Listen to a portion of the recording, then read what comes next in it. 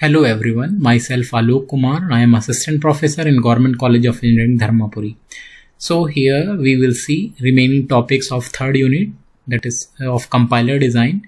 Here we will see evaluating a string using SDD. Some other example we will see. And after that here we will see what are the different types of SDD. Okay, and we will see some examples based on that one. And here we will see what is SDT.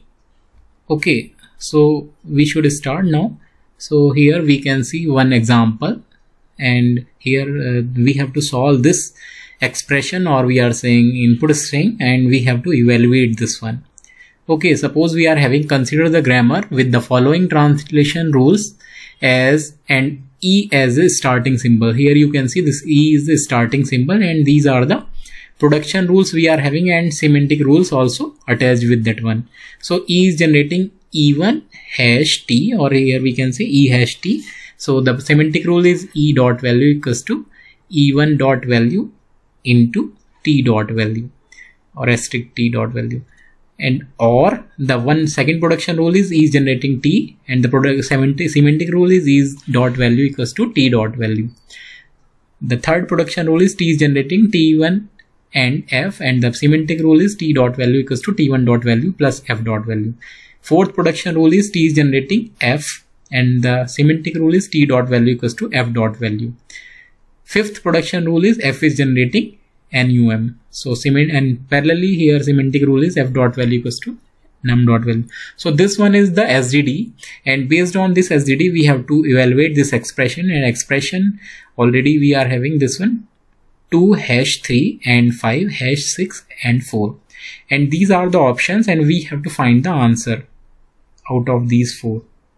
Okay, so what we have to do, firstly we have to construct one parse tree, and we have to make that one as annotated parse tree. Okay, we have to write the value of each node at the node. Okay, so firstly we can construct the parse tree based on this one. So here you can see here E is generating E hash T, and this one we can write E hash T, and this one T and F, and this one E T. T is generating F, F is generating num, and this T is generating T and F, this T is generating F, F is generating num, this F is generating num, and here this T is generating F, F is generating num, F is generating num. This one is parse tree we have constructed, and that you already know how to construct this parse tree. After that, this one we have to make this one as annotated parse tree. So here how we will write the value at each node. So NUM, this one you can see 2 hash 3 and 5 hash 6 and 4. After this one, this 2 is value is there, so F value will become this and num dot value, so it will become 2. Here this one will become 3, here this one will become 5, this one 6, this one 4. After that, this T value, how it will come, this T dot value goes to F dot value, so here it will become 2, here it will become 3, here it will become 6. Okay, after that here we will see this E is generating T, so this value E value will become here 2. Okay, after that this value, how it will come, this T and F, this one we will see this semantic rule is T1 dot value plus, here plus is there for AND, so here it will become 5 plus 3, that is where it will become 8, 6 and 4, so it will become 6 plus 4, it will become 10. After that E hash T means this one is multiplication, so 8 into 2 16 it will become. This one hash meaning means multiply here, so 16 into 10 it will become 160, so 160 will be the answer for this. So like this manner we can evaluate a string using the given SDD. Now here we will see what are the different types of SDD. So here two important classes of SDDs are there. One is S attributed SDD, the second one is L attributed SDD, or we can say syntax directed definition. So S attributed SDD, how we can define, if an SDD uses only synthesized attributes, it is called as S attributed SDD. Okay, if only synthesized attribute. S attributed SDDs are evaluated in bottom up parsing, okay, from leaf to root, as the values of the parent nodes depend upon the values of its children. Okay, suppose here we are having these production rule and these semantic rule. Here this SGD we are having. So here only synthesized attributes should be there. You can see here all. Here we can see parent, this value we are calculating from its children. Okay, here also. So all these are all these production rule using. We are finding the value based on synthesized attribute. So this one is S attributed SGD. So SGD of the above example is an S attributed SGD because each attribute L dot value, E dot value, T dot value and F dot value is synthesized.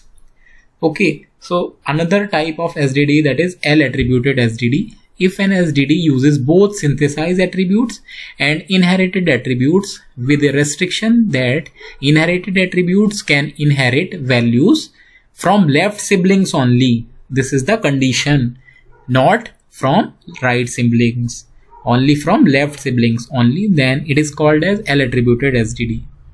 Okay, attributes in L attributed SGDs are evaluated by depth first and left to right parsing manner. Okay, depth first search and left to right scanning. Okay, so for example, suppose A is generating XYZ. Suppose we are finding the value like Y dot S, where S is the attribute of Y. If we are finding A dot S like this one, the value of this one, A dot S means from its parent. Y dot S we are finding from its left sibling. Here Y dot S equals to Z dot S. So this one is from right sibling. So we cannot find in L attributed from right sibling. So this is not a L attributed grammar or L attributed SGD. Since Y dot S equals to A dot S and this one are allowed, but Y dot S equals to Z dot S violates the L attributed SGD definition as attributed in inheriting the value from its right siblings. Okay.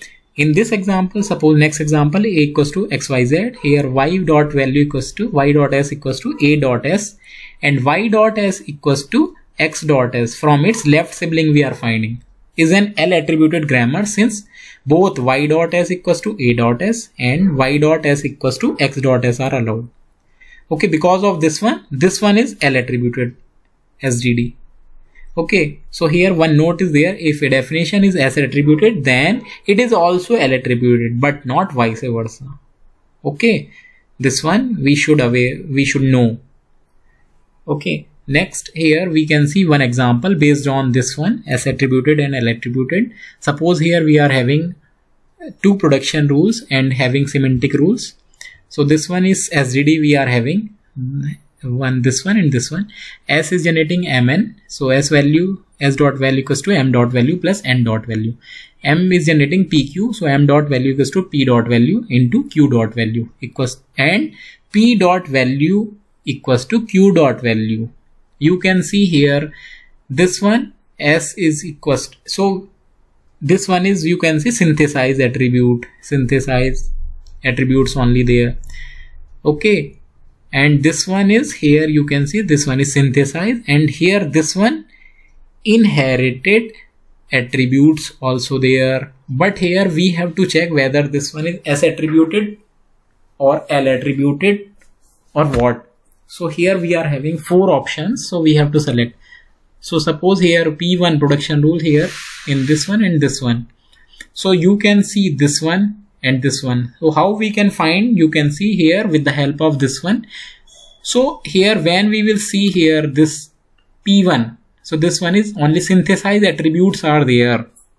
Okay, so this one is S attributed also and L attributed also, P1.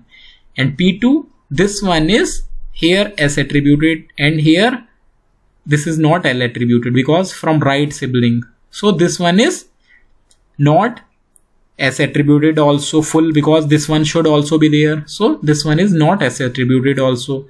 This one and this one should be there. This one is not L attributed, so this one also will not be. So this full P2 is not L attributed, and this one is S attributed also and L attributed. So here we have to see option. So C option is P1 is L attributed, yes, and P2 is not L attributed. So because of this one here, this option will be the correct answer. Okay, so like this manner, so questions may be asked in exam also. and in competitive exam also. Now here we will see another example. Here we are having this SDD and we have to find whether SDD is S attributed or L attributed. So here this example is there, T is generating FT dash. So T dash dot inherited attribute INH we have written for this attributed. We are finding from its left sibling, and this one we are finding from its children. Okay, here we are finding from its children, and here we are finding T dash dot synthesize, we are finding from its children.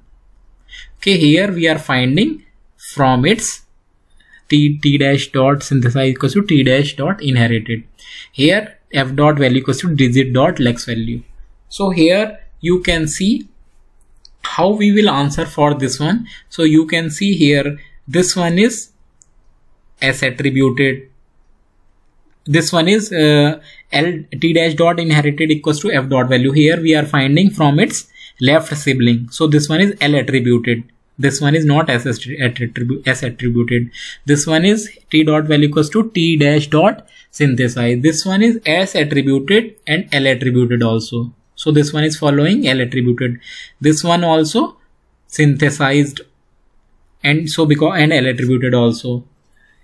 And here this one also T dash dot synthesize equals to this one. This one is also synthesized. So if synthesize S attribute synthesized, so here this one will be the here this, because of this one is means S attributed also and L attributed also. Okay, so overall when we will see at the time, here we can say this one is L attributed SDD. Okay, so you can see here from this one and this one here, the first of these rules defines the inherited attributes T dash dot inherited using only F dot value, and F appears to the left of T dash in the production body as required. The second rule, this one, defines T1 dash dot inherited using the inherited attribute T dash dot inherited associated with the head and F dot value, where F appears to the left of T dash in the production body.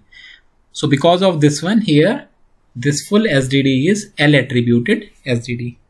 Okay, now here we will see what is SDT. Syntax directed translation scheme. SDT is a context-free grammar with program fragments embedded within production bodies.